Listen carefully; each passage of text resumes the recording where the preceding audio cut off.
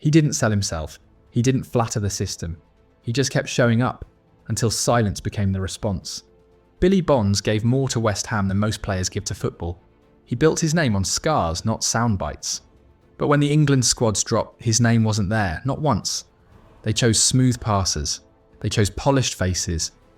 But not the man holding a team together with blood on his socks. They said it was injury, said it was timing, said he just didn't fit the system. But some decisions go deeper than tactics, and he knew it.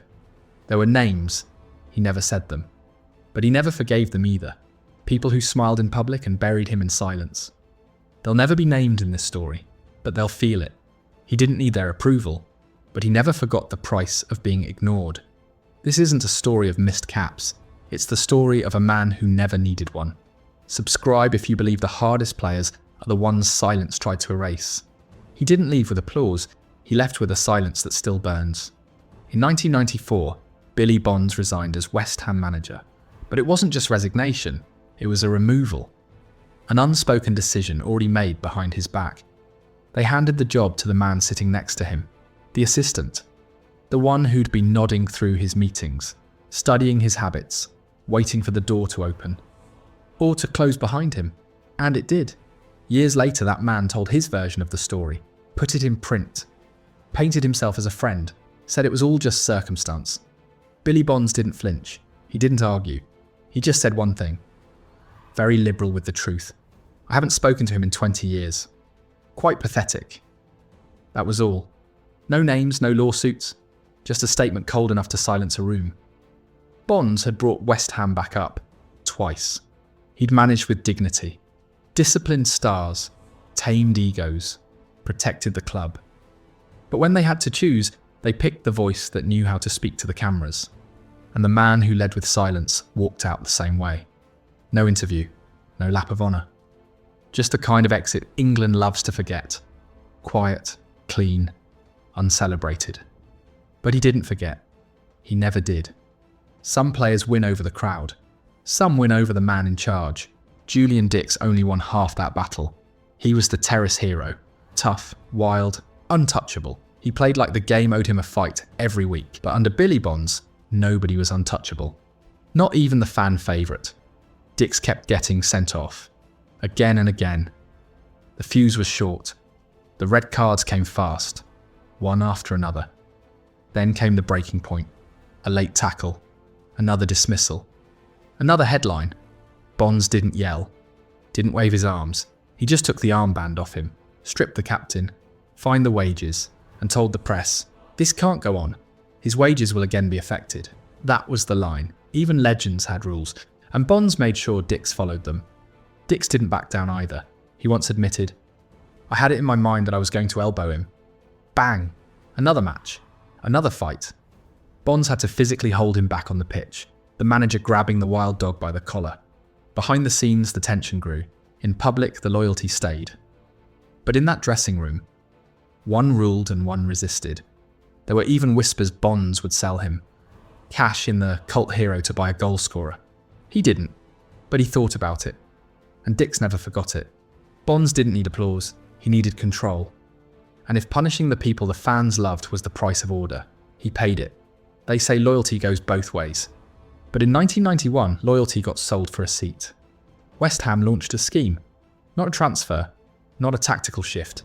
A financial plan, a debenture. They called it the Bond Scheme. Pay thousands just to keep your season ticket, buy your right to belong, buy your place at the club you'd already stood by. And the fans, they exploded. Protests, pitch invasions, smoke bombs. Wimbledon at Upton Park became a riot scene. Everton and Arsenal. Chaos in the stands. Old men dragged off the pitch. Fists in the air, scarves burning. And in the middle of it all, Billy Bonds. He didn't make the scheme, didn't profit from it, didn't even want it. But he was the face on the touchline when the terrace turned into a battlefield. They hurled chants. Not at him, but not past him either. For the first time in his career, he wasn't protecting the club from the outside. He was trying to hold it together from the inside. Silence wasn't strength anymore. It was suffocating. He tried to talk football, but all anyone wanted to talk about was money. He managed the team. But the crowd didn't see tactics. They saw betrayal. And when the board refused to back down, He just stood there, arms crossed, chin firm, like he always did. But inside, that season cracked something. Bonds believed in loyalty, but now loyalty had a price tag, and it cost him everything it never should have touched. Wembley, May 10th, 1980. West Ham vs Arsenal. 17-year-old Paul Allen breaks clear. No one in front of him. Only green grass, history, and a goal that could end it. And then, a body. A deliberate hack from behind. Willie Young. It wasn't mistimed, it wasn't desperate. It was chosen. A foul made with full clarity. He took the kid out like a contract hit. The ref reached for a yellow. That's all. No red card in those days. No justice for moments like that. Bonds didn't scream. Didn't chase the ref. He stood still. Jaw clenched. He saw it for what it was. Cynicism on the biggest stage. They won that final. 1-0. Bonds lifted the cup, but the shadow of that tackle never left the memory. The press called it controversial. The rulebook called it legal. But the game changed because of it. That tackle helped usher in a new law. One that would finally say, if you kill the moment, you walk. But for Bonds, it came too late. The kid had been wiped out, and a final that should have belonged to football became a footnote in foul play. He never talked about it publicly. He didn't need to. He just remembered the silence, and the teenager staring at the sky instead of celebrating under it. Villa Park, 1991. FA Cup semi-final. West Ham vs Nottingham Forest. 0-0. Everything to play for. Then, 10 minutes in, it ended. Not with a goal, not with brilliance, but with a whistle. Tony Gale. Foul, straight red. The first ever in English football for something called dog so, denying an obvious goal-scoring opportunity. Not a leg breaker, not a fight, just a foul. And the game was gone. West Ham down to 10 men before the match had even started. Forest smelled blood. Clough didn't blink. Final score, 4-0. Bonds stood on the touchline, arms crossed, watched it die, a dream he'd been building all season. Killed by a law change no one had even heard of until that day. No one remembered the lineup. No one remembered the tactics. All they remembered was the red. It wasn't a football lesson, it was a rulebook ambush. Bonds didn't rant, didn't plead, he just took it, like he always did. But he knew what that moment was. They didn't beat him. The game was taken. And in the aftermath, no apology, no reversal. Just silence and statistics. That semi-final wasn't lost, it was stolen. Before rules softened, before shirts were untucked for fashion, there was war. And Leeds United were the masters of it. Don Revie built a machine. Billy Bremner drove it like a tank. And every week someone got hurt. They didn't just play football, they imposed it. Studs first, elbows late. And if you couldn't take it, you didn't belong. But there was one name they didn't mess with. Bonds. He didn't flinch, didn't dive, didn't talk. He just tackled like it was a moral act. When Leeds came to town, he didn't blink. When Bremner threw elbows, he threw silence back. Trevor Brooking said it straight. I would trust him with my life. And the Leeds dressing room knew. You don't take liberties with Billy Bonds. There were clashes, there were stares, there were tackles that echoed across years. But there were no cheap shots on Bonds, because he wasn't just another hard man. He was the one even hard men respected. That was his power. Not reputation, presence. And in a league full of snarling captains, he was the one they didn't test twice. There are clubs you carry, and clubs that never carry you back. In 1997, Billy Bonds took the Millwall job, and the hate started before the first whistle.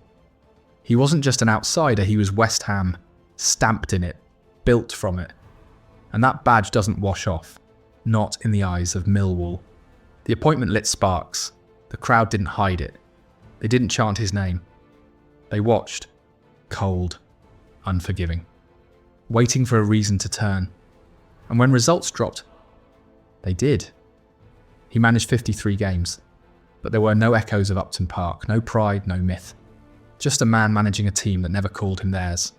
The players respected him, but the walls didn't, the stands didn't, even the ground felt temporary. This wasn't failure, this was misplacement. Some men can cross divides, but Bonds wasn't made for that. He wasn't built to be neutral. He was built for one crest and one only, and when he left it wasn't even a headline. Just another result. Another silence. Another cold room. He didn't ask for forgiveness, he didn't beg for recognition. But when the dust settled, they had no choice but to carve his name into the stadium walls. In 2019, West Ham renamed the East Stand, the Billy Bonds Stand. It wasn't a tribute, it was a correction. For the silence. For the years no one stood up for him. For the 799 games they took for granted. He never got the England cap, not once. They said it was timing. They blamed injury. But every fan knew the truth. They picked faces. He brought bruises. They chose headlines. He chose silence. Behind that silence were names. People he never forgave. People who shook his hand and shut the door. People who called lesser men leaders while he was bleeding for a club that could barely survive without him. He never said those names. He didn't have to. The wound said it all. He brought West Ham back from relegation. Twice. Then they gave the job to someone who'd been smiling beside him the whole time. And still, no complaint. No book. Just 3 words. Very liberal with the truth. That was Billy Bonds. No drama. No revenge. Just memory like iron. He died in November 2025 after what they called a long illness. No cameras in the hospital. No headlines about decline. Just quiet. His wife Marilyn had passed 5 years earlier. He left behind 2 daughters, Claire and Katie, and grandchildren who now walk past a stadium wall that carries the name he earned in silence. The club remembered, finally. But England never did. Not properly. The FA never apologised. The selectors never spoke. They never said why a man like Billy Bonds could be captain of everything, except his country. But football remembered. And in the end, that was enough. The stand doesn't just carry his name, it carries the injustice, the silence, the unspoken loyalty, the men he protected, the fans who turned and came back. Billy Bonds didn't wear the England shirt, but no shirt ever wore him. Subscribe if you believe some names deserve to be carved in concrete because history forgot to write them in gold.